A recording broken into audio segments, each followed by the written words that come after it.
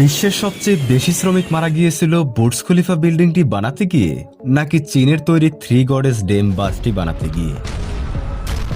আমরা সকলেই জানি বুর্জ খলিফা বিল্ডিংটি পৃথিবীর ইতিহাসের সবচেয়ে বড় উঁচু বিল্ডিং, যার উচ্চতা মেঘের চেয়েও উপরে।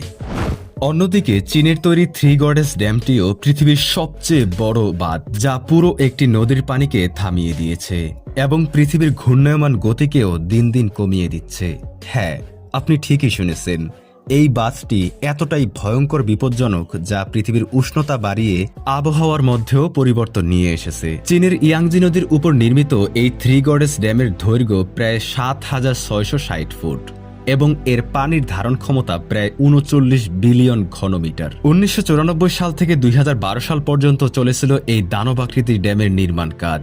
প্রতিদিন প্রায় ৪০,০০০ শ্রমিক ১৪ থেকে ১৬ ঘন্টা কাজ করতেন। কিন্তু সবচেয়ে বড় দুঃসংবাদ হলো, এই বাঁধটি বানাতে গিয়ে প্রায় ৩,০০০ শ্রমিকের মৃত্যু হয়েছিল, কারণ বাঁধটি বানাতে গিয়ে অনেক বড় বড় ভূমিকম্প এবং পানির চাপ এসেছিল, যার ফলে এতগুলো প্রাণ ঝরে গিয়েছিল।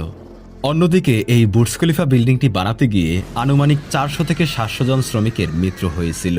৮২৮ মিটার উচ্চতার এই বুর্জ খলিফা বিল্ডিংটি কত তালা, পারলে কমেন্ট করে জানান।